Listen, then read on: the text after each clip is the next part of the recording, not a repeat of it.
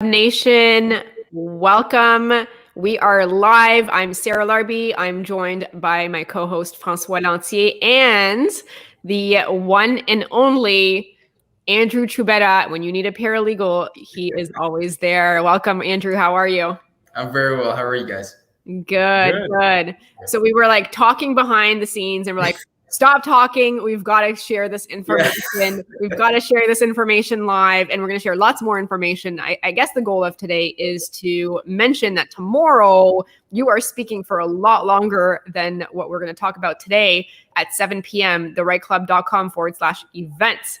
But before we really dig into tomorrow's event, Andrew, give us a little bit of background on what it is you do and what is happening these days in your world.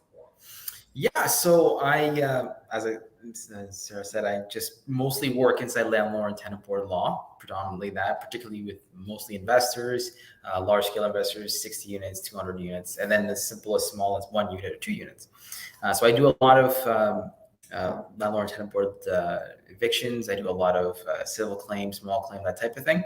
So traditionally, our office typically helps an investor move through the landlord and tenant board regarding whatever type of issue it could be, simply as simple as non-payment of rent, or it can be something as larger, more convoluted matters like criminal issues, N5s, demolition, renovation, demolishment, moving in, everything sort of in between the smorgasbord of things that could cause an issue with the landlord tenant board or move a matter to the landlord tenant board.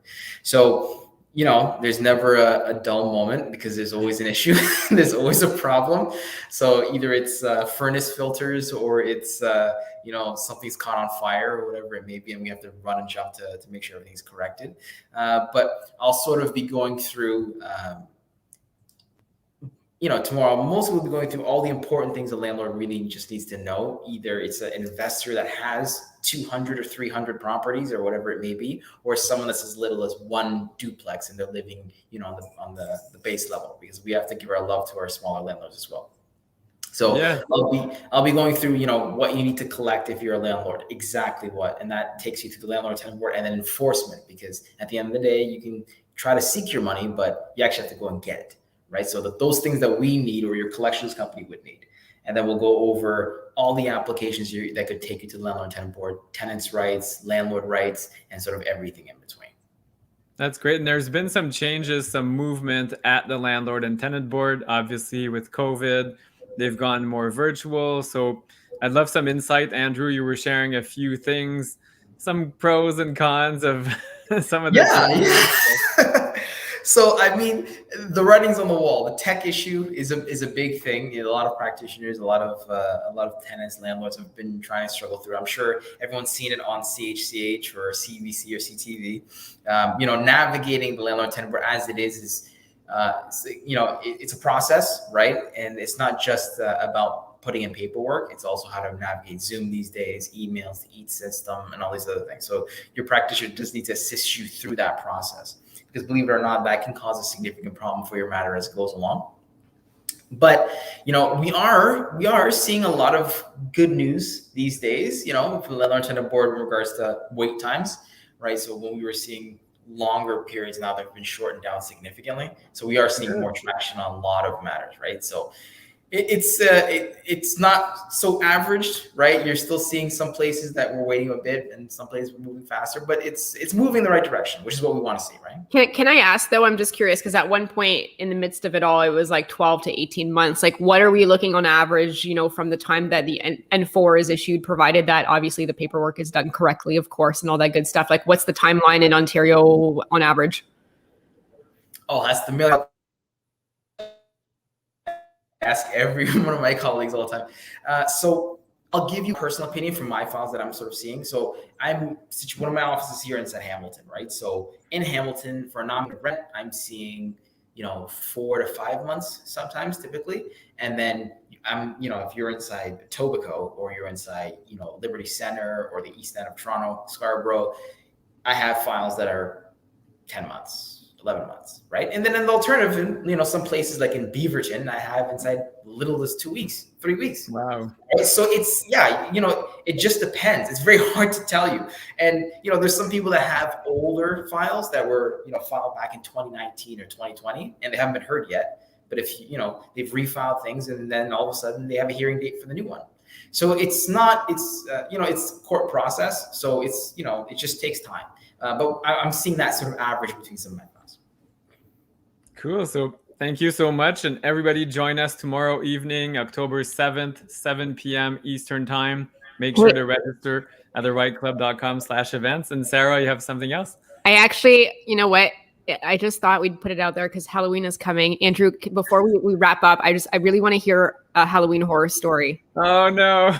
You have a good one too. Yeah, like what is the worst thing that has happened recently that you can share? Be like, we love real estate investing, but here's a horror story from last year.